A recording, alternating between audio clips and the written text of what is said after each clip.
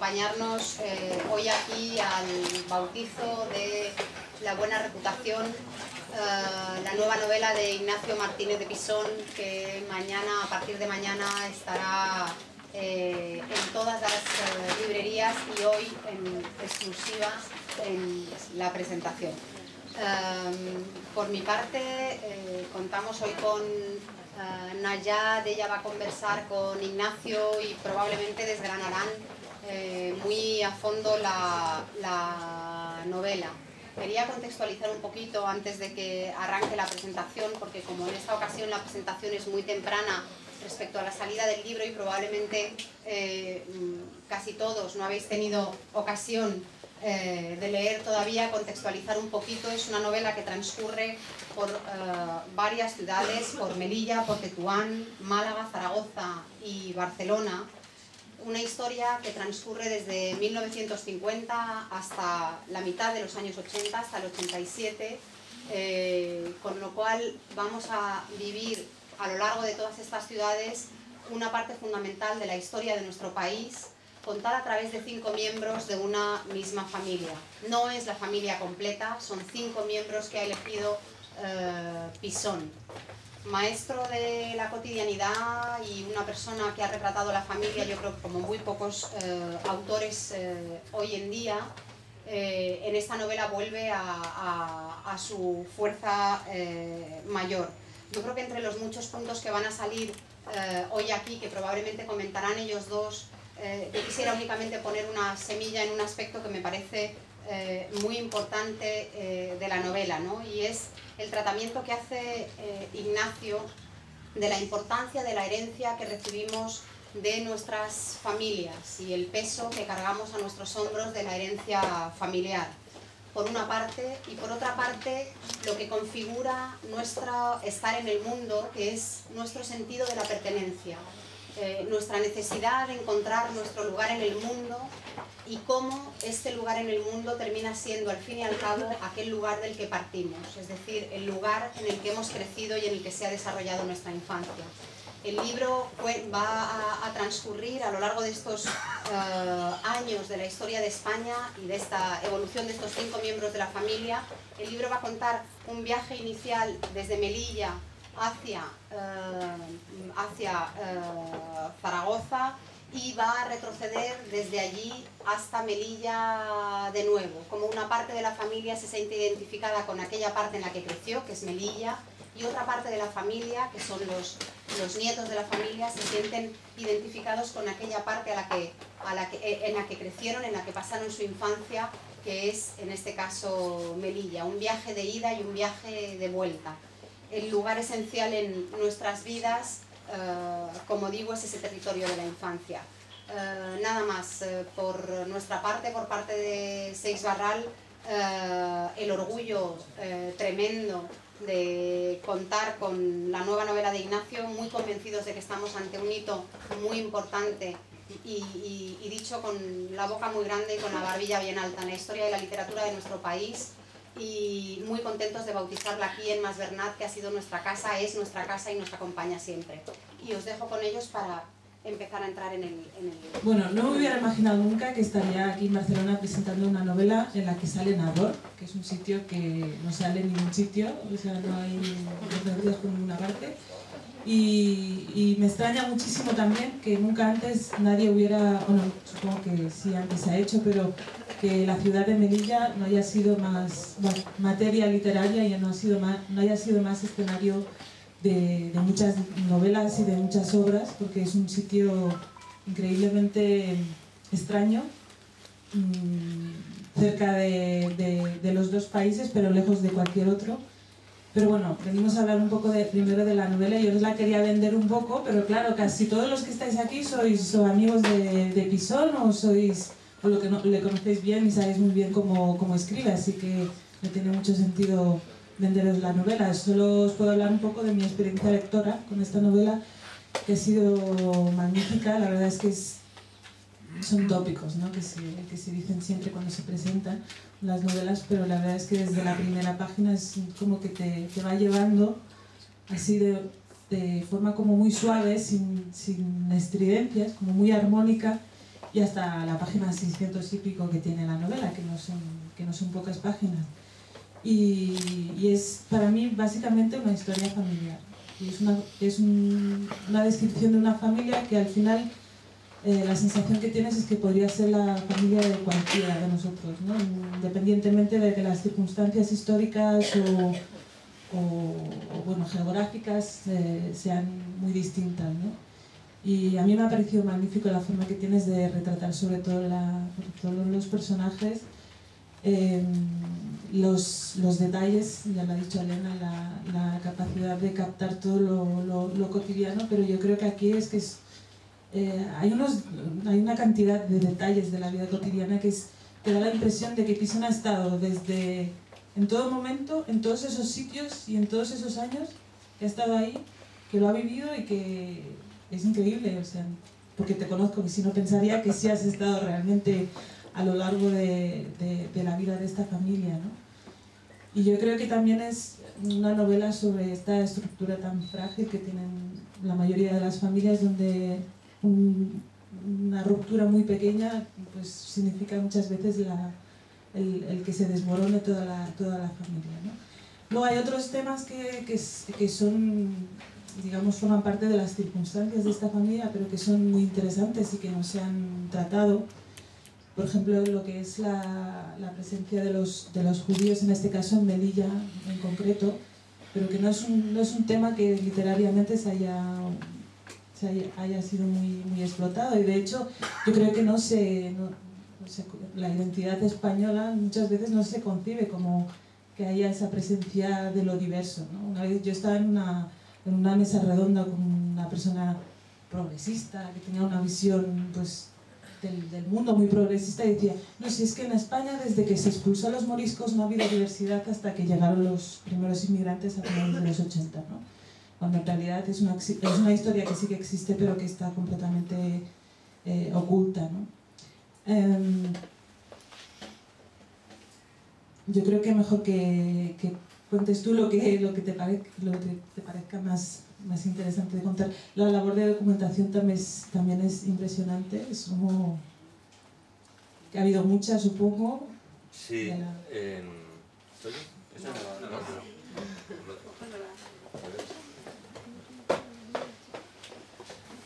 Bueno, buenas tardes, muchas gracias a Elena, a Montse, a Najat. Najat es nuestra primera escritora nacida fuera, digamos, de la generación de los que nacieron fuera de España y llegaron con las olas de inmigración de las últimas décadas y casualmente nacida en Nador, que es como la continuación marroquí de Melilla, es decir, allá donde en la frontera de Beni Enzar, que sale tanto ahora en la televisión, donde esas colas que hay de la gente que intenta pasar, donde están los policías aporreando a unos y a otros, pues en un lado está Melilla y en otro está Nador, donde nació Najat, y es la persona, pensaba yo que era la persona ideal para presentar este libro, no solo por ser de Nador, sino también por ser una escritora que admiro y una amiga que quiero, ¿no? Melilla es en efecto una ciudad que merece más literatura de la que tiene, ¿no? Bueno, de mis amigos de aquí solo algunos han estado en Melilla y por motivos militares, que yo recuerdo, ¿no? No hay mucha más gente que haya estado en Melilla porque siempre nos parece que eso es, y realmente en alguna medida lo es, el culo del mundo, ¿no? O sea, a nadie se le ocurre ir a Melilla a hacer turismo y sin embargo es una ciudad muy interesante, es una ciudad que vale la pena conocer, ¿no? La historia de Melilla es un poco el reflejo de la historia de una gran parte del siglo XX de Occidente y de África, ¿no? Es decir, es una ciudad que hasta finales del XIX no es más que una fortaleza militar, un penal al que mandaban desterrados a los conspiradores, ¿no? En el siglo XIX, y al principio del XX, cuando se reparten España y Francia el Magreb, Marruecos, para hacer los dos protectorados, a partir de ese momento es cuando crece la ciudad, de hecho cuando nace la ciudad, ¿no? Y la llamada Guerra de África es un momento de gran esplendor de la ciudad, es el momento en el que empiezan a construirse grandes edificios, el momento en que se urbanizan zonas de Melilla, Hay una parte de Melilla que a mí me gusta mucho, que es la parte del ensanche, que es un calco del ensanche de aquí, esta es una maqueta del ensanche barcelonés, porque de hecho, en aquella época, como estaba de moda el modernismo, pues el modernismo catalán, contrataron arquitectos catalanes para que hicieran esa parte de la ciudad. Es como un modernismo en pequeño, en maqueta, porque así como en el ensanche de aquí de Barcelona las casas alcanzan los 5 o 6 pisos, pues allá no podían alcanzar más de 2 o 3 pisos porque tenían que respetar la altura por la que tenían que pasar el tiro de los cañones, ¿no? Es decir, por las necesidades de la defensa, los cañones que estaban instalados en la fortaleza tenían que pasar por encima de la zona poblada de Melilla en el caso de que hubiera algún tipo de ofensiva, ¿no? La historia de Melilla, de la Melilla del siglo XX, seguramente empieza con un éxodo de judíos, que es en 1904, cuando unos cientos o miles de judíos de los pueblos de los alrededores sufren una ola de antisemitismo en esa zona de Marruecos y buscan refugio en Melilla, y en Melilla se les acoge, se asientan en una zona que se llamaba Polígono de Tiro, y ahí empiezan a construir sus casas, y ese barrio todavía se llama el Polígono, que es un barrio que está ya más bien edificado y urbanizado, pero ahí es donde surge, digamos, ahí es donde empieza a crearse ya la ciudad, ¿no? La ciudad de Melilla. Y a lo largo de todo el siglo XX, Melilla comprime de algún modo la historia de gran parte de nuestra historia con mayúsculas, ¿no? Porque por ahí pasan grandes cosas, aunque sea de forma tangencial, grandes episodios de la historia.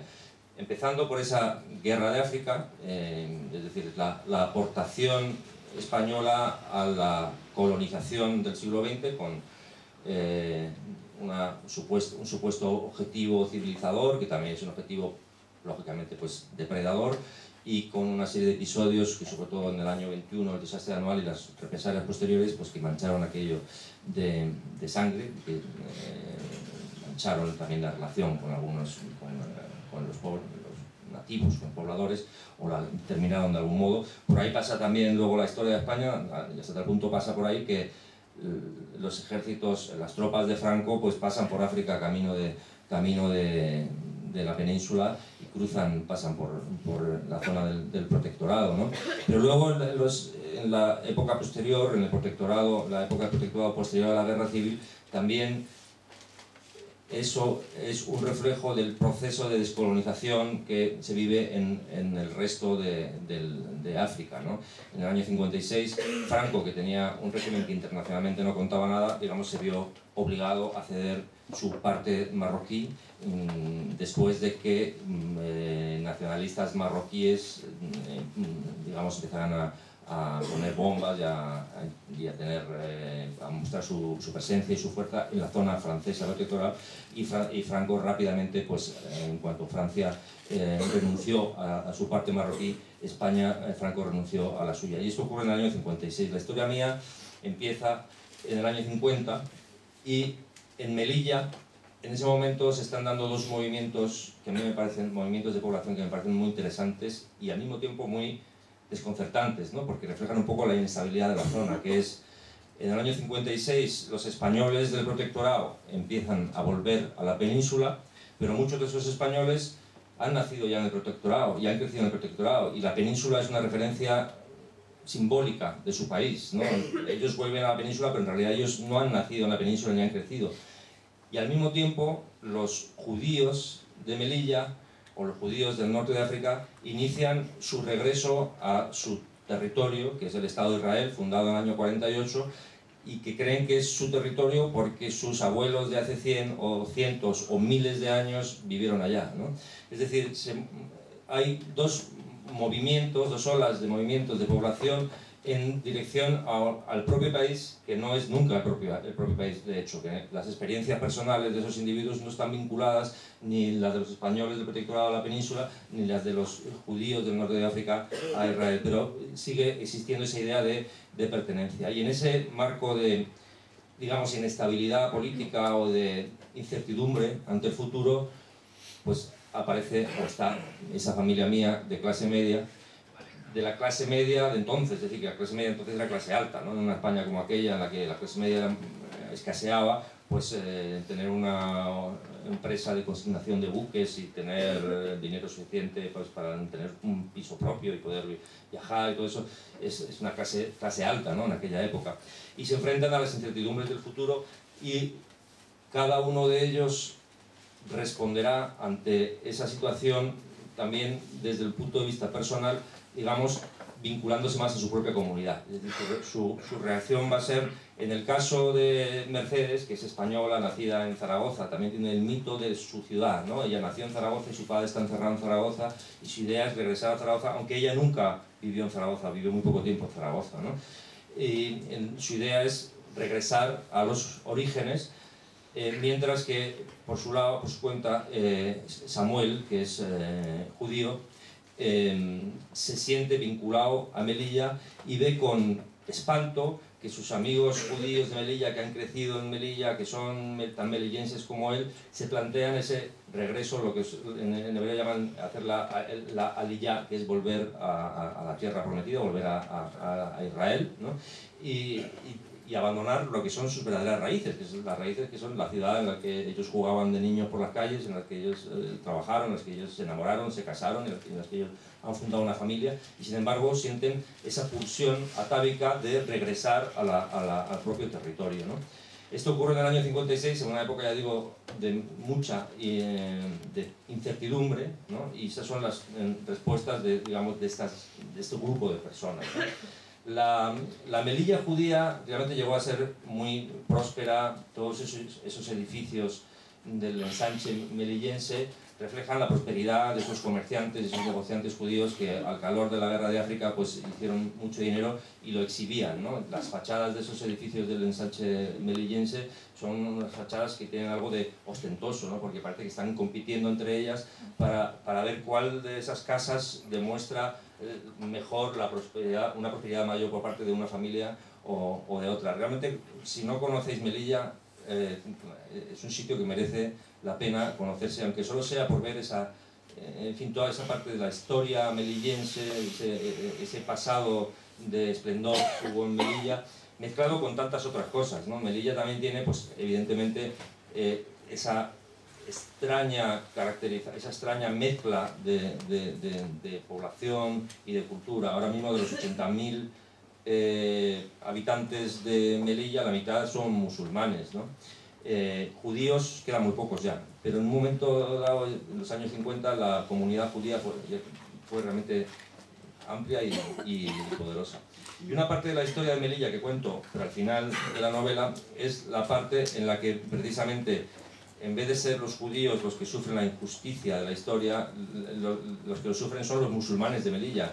De una cosa a la que sí os acordaréis es de Mohamed Dudu, que era el líder de los melillenses en el año 86, que era el que organizaba las manifestaciones para reclamar que los melillenses musulmanes tuvieran derecho a la ciudadanía europea igual que la tenían los españoles de Melilla. Es decir, si Melilla es, como se dice, tan española como Valladolid y formó parte de España mucho antes, unos años antes que Navarra, que el reino de Navarra, ¿no? Entonces, ¿por qué los musulmanes nacidos en Melilla, muchos de ellos hijos de musulmanes nacidos en Melilla, porque no tenían los mismos derechos que cualquier señor español no musulmán? Y efectivamente tiene que ver con esa idea de la uniformidad religiosa también, ¿no? Es decir, en los años 80 todavía había una idea heredada del franquismo de en qué consistía ser español, y parecía que ser musulmán y ser español parecía que había una incompatibilidad. Ahora, años después, nos parecía algo ridículo, pero en aquel momento, y estamos hablando de una época en que gobernaba Felipe González, ¿no? En aquel momento a los melillenses musulmanes se les negó la nacionalidad española y por tanto la ciudadanía europea, y en consecuencia tuvieron que reivindicar sus derechos para finalmente, pues, hubo una concesión por parte del gobierno que efectivamente reconocieron su error y se les concedió mayoritariamente, ¿no? Y ahora los melillenses musulmanes, la mayoría de ellos tienen nacionalidad española y tienen los mismos derechos que cualquier melillense no musulmán. Hay algo en esta historia, en esta novela, que es que la historia siempre roza a los personajes, es decir, la historia con mayúscula. Yo cuento una historia de una familia, que son personajes menores, no son personajes protagonistas en el curso de la historia con mayúsculas, ¿no? Pero como la historia de cualquier familia, como la historia de cualquier individuo, los acontecimientos históricos influyen en esa persona y en su biografía. De alguna manera determinan o condicionan cómo va a ser su vida. Y en algunos sitios se condicionan más que en otros, ¿no? Seguramente Melilla está más expuesta digamos, a esa influencia o a esa influencia de la historia, ¿no? De la historia con mayúsculas, y por eso su historia es más convulsa que, digamos, la de Albacete o la de Logroño, ¿no? La historia convulsa de Melilla, bueno, no hace falta recordarlo, sigue hasta el día de hoy por motivos diferentes, pero se mantienen. Es decir, también la cuestión de esa condición suya, o esa naturaleza suya de ser una ciudad que es pura frontera, un islote con frontera, rodeado de frontera y de alambradas y vallas, ¿no? Pues lo hace precisamente más conflictivo, porque se refleja ese choque entre civilizaciones y entre economías, entre mundos diferentes. Pero en este caso, si Melilla sale en la televisión todos los días, no es precisamente porque haya un choque entre el suelo español y el suelo marroquí, no entre Melilla y Nador, sino esa frontera ya no es una frontera entre España y Marruecos, sino una frontera entre Dinamarca y Mali, por ejemplo, ¿no? Es decir, es una frontera que separa países que están a miles de kilómetros de distancia unos de otros. Es decir, y los diferentes conflictos y convulsiones de los que Melilla ha sido testigo o protagonista eran muy diferentes de este nuevo conflicto o este nuevo problema, y problema que creo que es irresoluble o de muy difícil solución, salvo que Europa decida, bueno, tomar cartas en el asunto y aceptar que esa gente tiene derecho a repartirse por Europa, porque no creo que esos señores que están dejándose la piel en las famosas concertinas lo que quieran sea venir aquí a España al paro. O sea, seguramente esos señores lo que quieren es ir a Alemania o ir a Dinamarca o ir a algún otro país donde les será más fácil encontrar trabajo que en España en este momento, ¿no? Bueno, la historia... Estoy hablando mucho, no sé si... No. La historia es la historia de una familia en la que efectivamente hay una historia hay un viaje de ida y vuelta entre Melilla, Zaragoza, bueno, Melilla, Málaga, Zaragoza, otra vez Málaga y otra vez de vuelta a Melilla. Es una historia que se cierra en sí misma, porque del mismo modo que en un momento dado Mercedes, la zaragozana casada con un judío de Melilla, decide buscar sus orígenes, volver a sus orígenes, volver a sus raíces y vuelve a Zaragoza, donde cree que la felicidad está más al alcance de su mano, ¿no? Porque siempre ha sido como su lugar mítico, ¿no?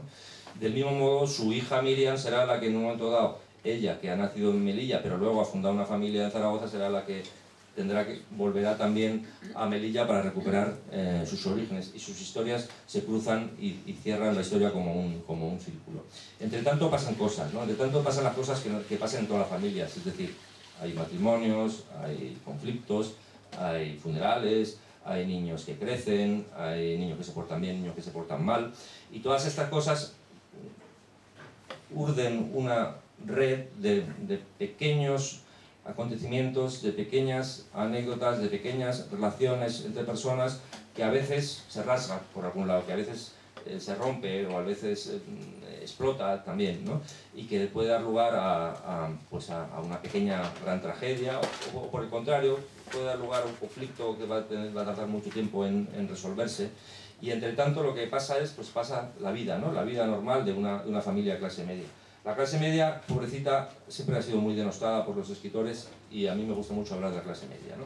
Es decir, en el fondo hay tantas cosas que debemos al ascenso de las clases medias, como por ejemplo la democracia, el respeto a los derechos humanos, el ideal de los derechos individuales, y probablemente hasta la propia concepción de lo que es la novela. Es decir, la novela tal como la concebimos ahora o tal como empezó a concebirse en el siglo XIX, pues tiene mucho que ver con el hecho de que empezara a surgir una clase nueva en Europa, y que esa clase nueva que estaba surgiendo y ascendiendo rápidamente necesitaba sus propios medios de expresión, o sus propias formas de expresión, y también sus propias formas de entretenimiento, ¿no?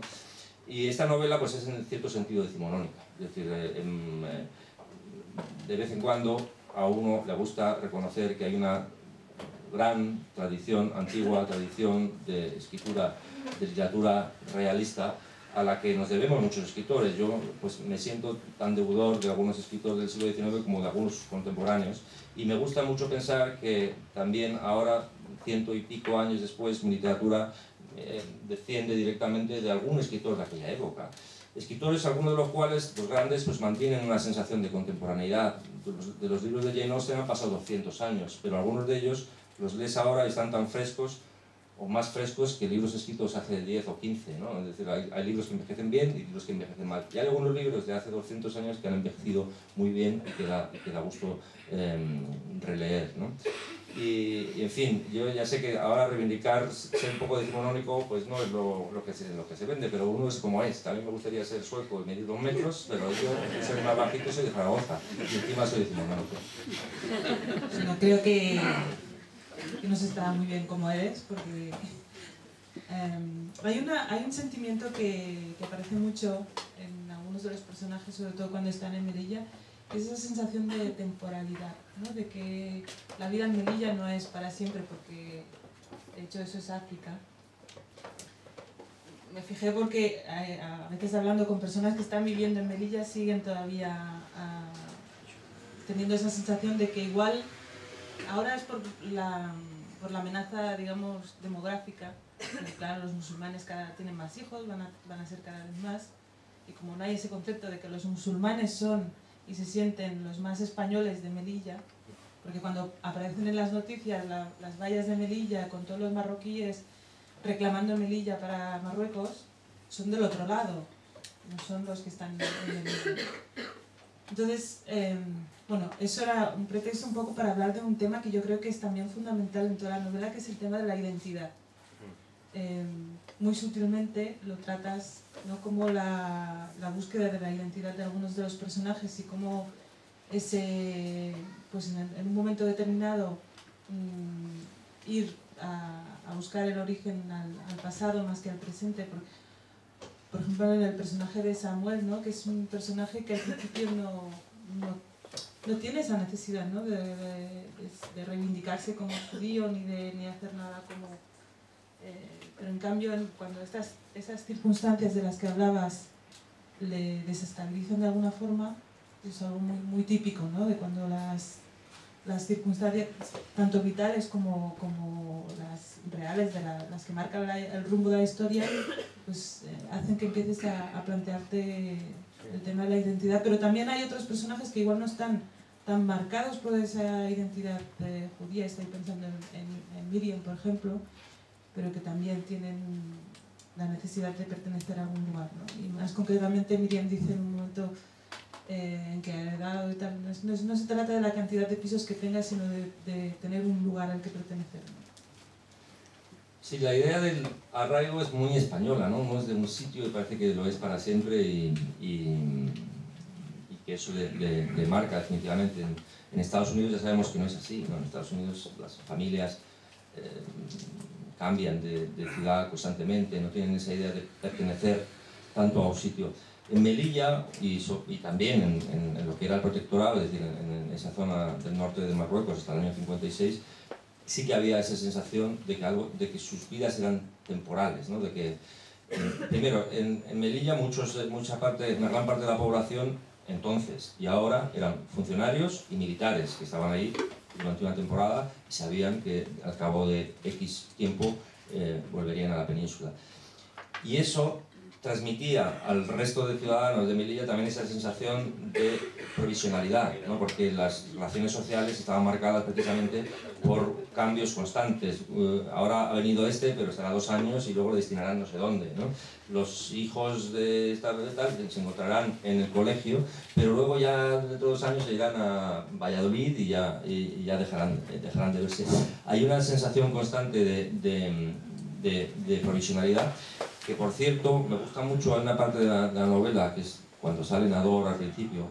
Bueno, justo cuando el personaje Samuel hace un viaje a Nador para, forma parte de una operación para rescatar a judíos del norte de Marruecos, a los que en ese momento no dejan salir de Marruecos hacia Israel.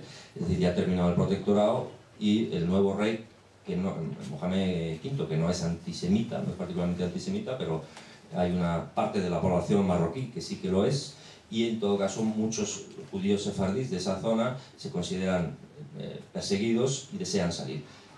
Aparte de todo, el recién creado Estado de Israel está llamando a gente, está diciendo, bueno, los judíos del mundo tenéis derecho a la nacionalidad israelí y podéis venir aquí, y además tenéis que venir, porque tenéis que venir a contribuir a la defensa de este país que al día siguiente de nacer se convierte en enemigo de todos los países vecinos que inmediatamente le declaran la guerra, ¿no? Y entonces hay un momento cuando Samuel visita a Nador y se acuerda de cuando iba de niño a hacer las carreras en la playa, iba a las fiestas y no sé qué, y compara cómo esa Nador del protectorado, que se llamaba Villanador, ¿no?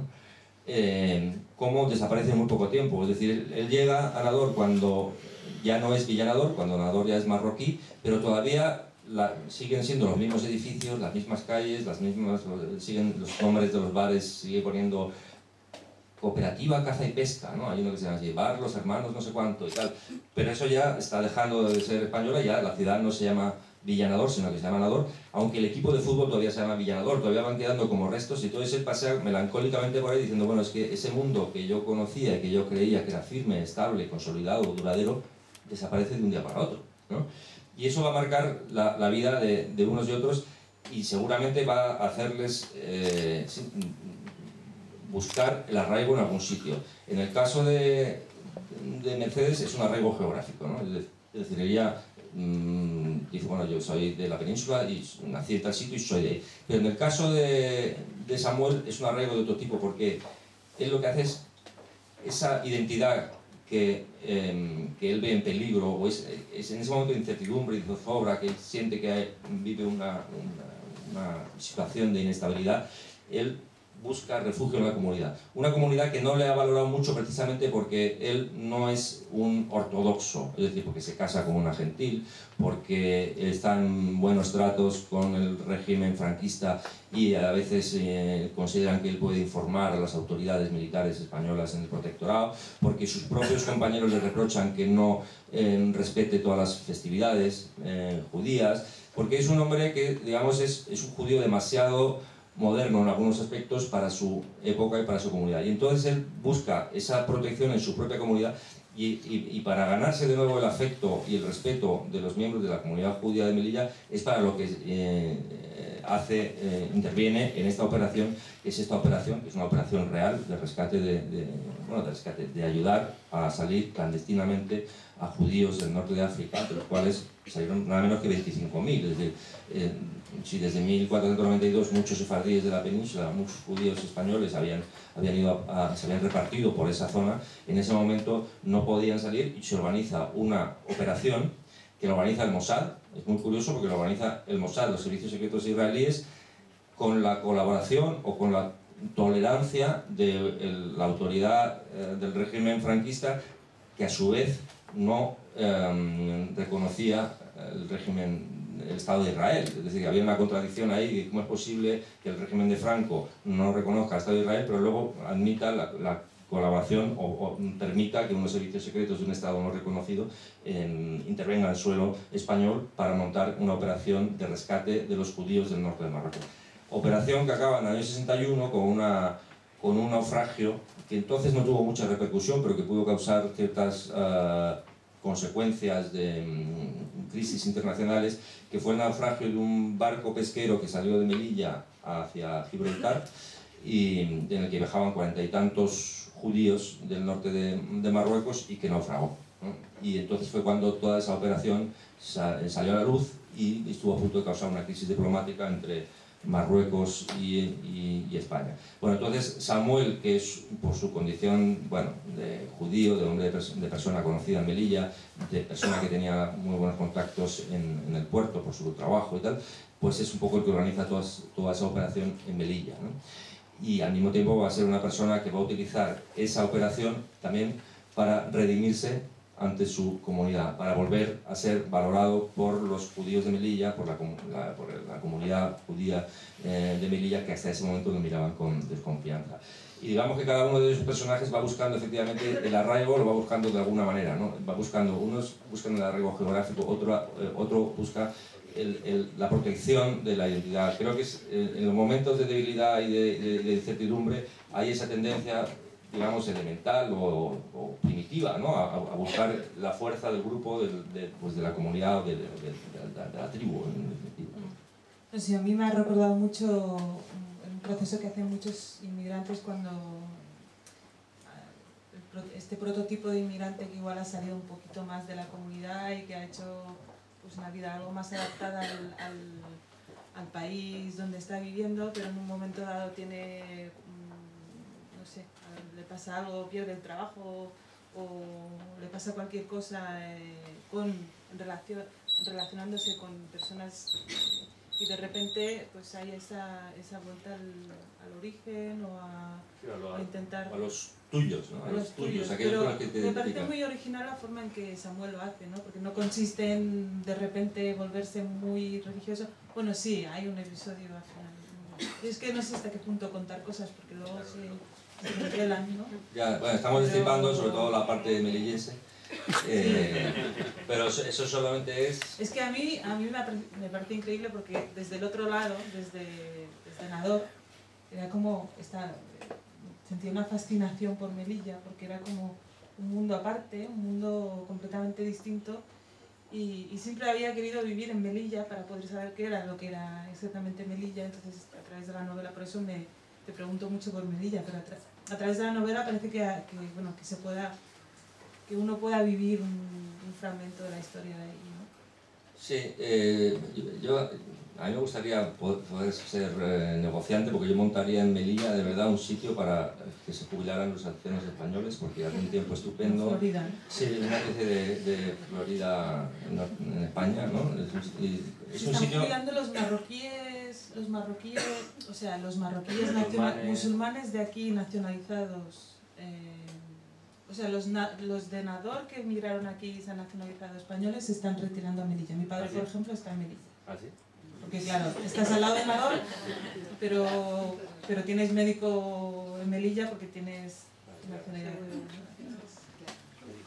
Y luego, claro, Melilla también tiene su interés por motivos económicos, porque en este momento Melilla es una ciudad deficitaria, es decir, ahí viven los funcionarios, viven muy bien porque los sueldos son altos y los impuestos son bajos y los precios son baratos, pero no hay actividad económica. La única actividad económica que hay es lo que eufemísticamente llaman el comercio atípico, que es lo que normalmente llamamos contrabando, ¿no?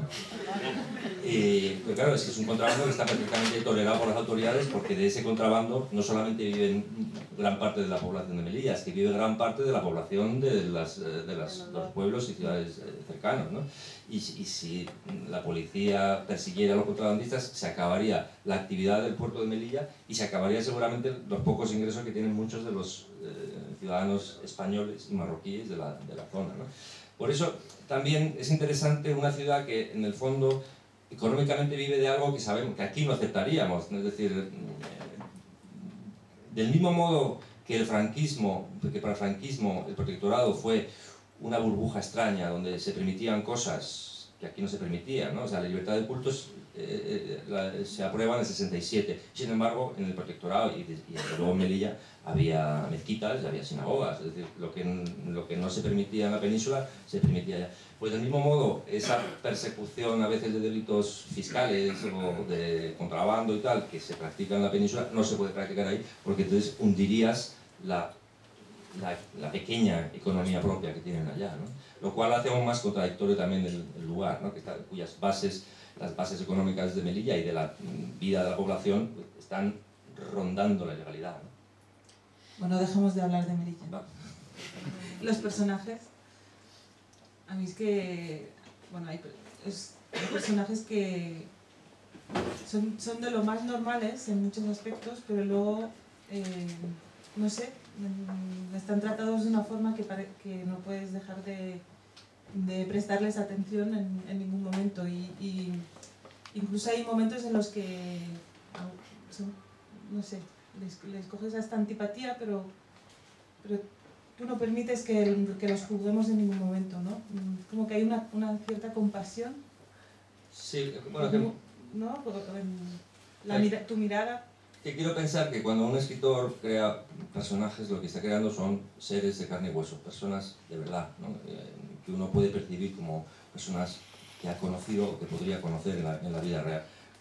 Y que podría llegar a ser miembro, o sea, allegado suyo, o conocido, o amigo, o que podría ser un miembro de su familia. Alguien que te lo creas de verdad. Entonces, para eso hace falta mostrar las cosas que hacen bien y las cosas que hacen mal. Es decir, no puedes crear personajes que son buenos y personajes que son malos, lo cual también implicaría, por cierto, un juicio, ¿no? Un juicio moral, sino lo que tienes que crear son personajes que a veces obran correctamente y a veces obran de forma incorrecta, ¿no? La abuela, bueno, no voy a destripar nada si digo que en una de las primeras escenas, en el prólogo de la novela, la abuela va al veterinario, ya está muy mayor, su perra está vieja, entonces va al veterinario y llora mucho porque se tiene que despedir de su perra, que se llama Fosca, y le hace unos dedica grandes lágrimas y gestos de despedida y tal, y entonces ya el veterinario le dice no se preocupe, los animales no va a sufrir nada y tal, usted váyase, ya nos encargamos nosotros y tal. Y entonces cuando la abuela se va, cuando Mercedes se va, pues de repente el veterinario toca un poco a la perra y que tiene efectivamente, parece que lo que tenía no eran unos tumores, dice esto no son tumores, esto es una hinchazón que tiene la mama, pero esto es como, nada, es como que tiene demasiada leche, corre, ve a llamar a la abuela, ¿no?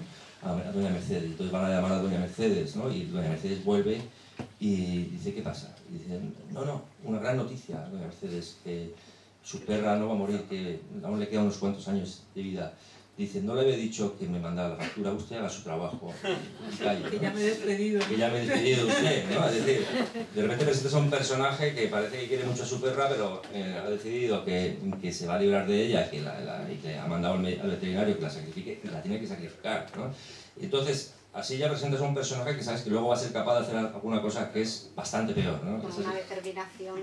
Sí, pero además que no quiero destripar lo que va a ocurrir después, pero digo, pero esta misma persona va a ser capaz de hacer cosas peores y al mismo tiempo va a ser capaz de hacer cosas muy buenas y vas a estar siempre queriéndola y detestándola, pero que es lo que nos ocurre muchas veces con nuestra propia familia, ¿no? En la familia, con los hermanos... ¿Te posicionas también? O sea, con los hermanos también a veces dices, joder, pesado de ti, ¿no? Y luego, a la hora de la verdad, cuando necesitas a alguien, acudes a tu hermano o tu hermano acude a ti, ¿no? Hay esta cosa de la familia que tiene que por un lado nos protege, pero por otro lado nos encarcela. O sea, ¿qué habría sido la crisis actual si no hubiera sido porque tenemos esta estructura familiar que nos protege, ¿no? Mucha gente habría ido directamente a dormir a la calle, pero siempre en la familia hay alguien que te acoge, que te respalda o que te presta un poco de dinero. Pero al mismo tiempo esa familia que te protege y que te respalda, pues es la misma que te delimita, que te coarta, que te impone reglas, ¿no? Que te hace que, en fin, que compartas odios que tú no tienes motivo para compartir, ¿no? A veces alguien te enfada y dice, pero ¿por qué has saludado a esa persona si ese no es amigo nuestro? Y digo, no sé, estoy vecino del segundo, ¿no? Yo no tengo nada contra él, pero yo sí, y tú eres mi hermano, ¿no? Bueno, a veces tenemos esas reacciones un poco irracionales que se explican solamente por las claves internas de funcionamiento de las familias. Se ve muy bien, perdonad un segundo que se interrumpa, se ve muy bien también cómo a medida que crecemos en nuestras familias, cada uno de los miembros de la familia va ocupando un determinado rol, ¿no? Un determinado rol. La hermana díscola, la hermana buena, a una sin embargo le hacen más caso que la otra a pesar de que nunca está allí, nunca cuida, nunca atiende. Cómo se van encajando las piezas y los papeles que ocupa cada miembro de la familia y cómo muchas veces las reacciones entre los propios miembros de la familia obedecen no tanto a una cosa que esté sucediendo en este momento, sino a la manera que tenían de relacionarse cuando eran chicos, ¿no?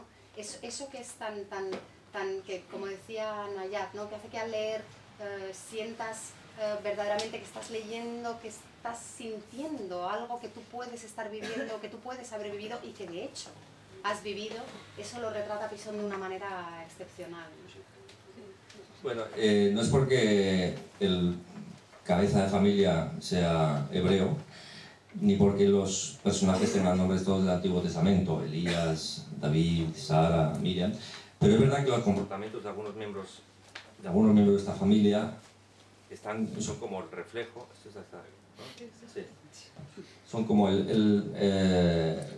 reproducen viejas actitudes o viejos comportamientos que podemos encontrar en el Antiguo Testamento. Es decir, la historia de Sara y Miriam es la historia del hijo pródigo, ¿no? En toda la familia se ocurre siempre eso de que el hijo que es un golfo, un tarambana, que se porta mal, el que se ha ido, el que se ha gastado el dinero, luego resulta que es el favorito de los padres, al que más le consiente, ¿no? Y en cambio el hijo que ha estado siempre al lado y que ha aguantado a sus padres en los momentos de enfermedad y los momentos de mal genio y tal, luego resulta que es el que es peor tratado por los padres, ¿no? Porque tienen un trato diferente para cada uno de los hijos, pero resulta que todas esas historias de padres, de maridos, mujeres, de hermanos que tienen conflictos, todas las historias están ya escritas hace miles de años, ¿no? Porque están en la Biblia, están en los mitos grecolatinos y hace 400 años están en Shakespeare, ¿no? Por desgracia, los que escribimos novelas de familia no somos originales, contamos siempre historias que se han contado 1000 veces. Es decir, me gustaría poder ser la primera persona que cuenta un divorcio. Pues no, los divorcios se han contado miles de veces, ¿no? Incluso en España, donde la ley de divorcios es del año 81, ¿no? Me gustaría ser la primera persona que cuenta una historia de dos hermanos que se enfrentan. Pues no, es que eso ya estaba en Caín y Abel, ¿no? Y por desgracia, los escritores que escribimos novelas sobre familias estamos siempre reproduciendo esquemas de comportamiento que están ya más que escritos ya desde hace miles de años, ¿no? Pero eso no impide que uno vuelva a escribir sobre esos temas, porque lo que uno hace es actualizarlos, ¿no? Adaptarlos a una realidad distinta que al mismo tiempo los cambie. Lo que me gusta de esas historias es precisamente esa universalidad, esa, no sé si eternidad, pero el hecho de que sean válidas esas historias igual en el pasado que en el presente y probablemente en el futuro, por mucho que cambien las estructuras familiares, la fortaleza y lo perverso de los vínculos en el seno de una familia, creo que eso seguirá existiendo tal como es ahora y tal como ha sido durante miles de años. Sí, funciona.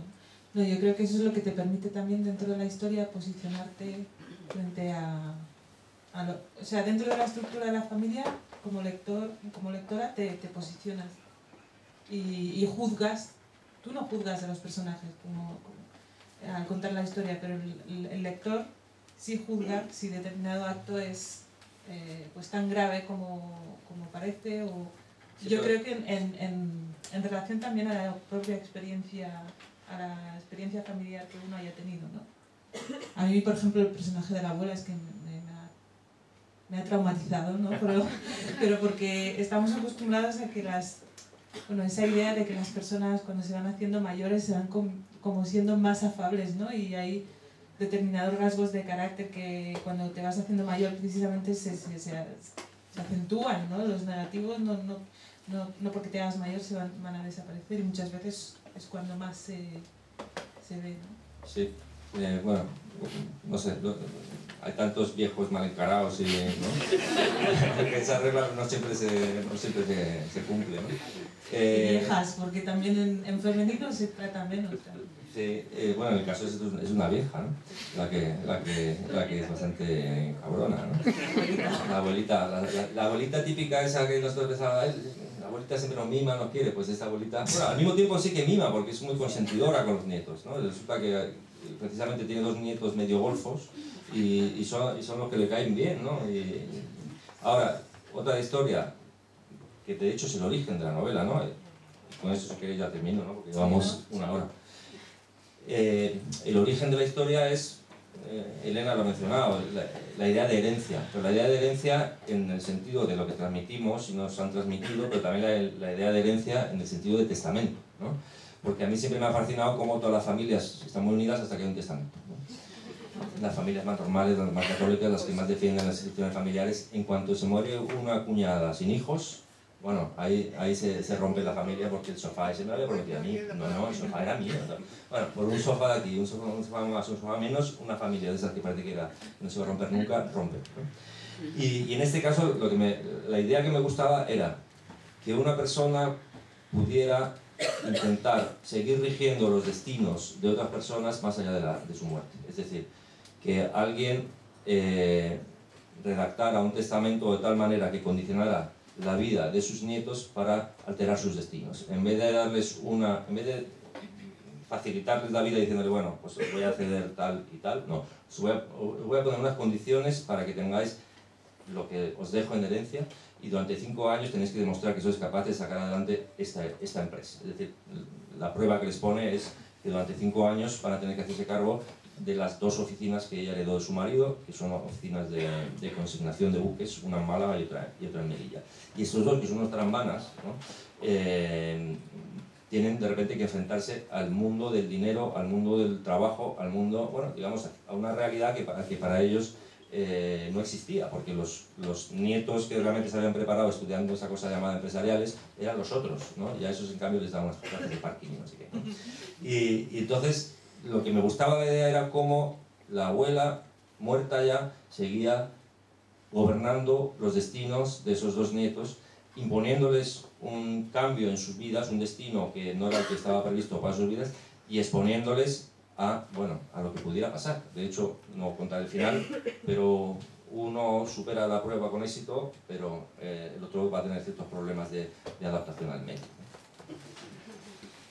Bueno, no sé si alguien quiere comentarme algo. Son las 9:25.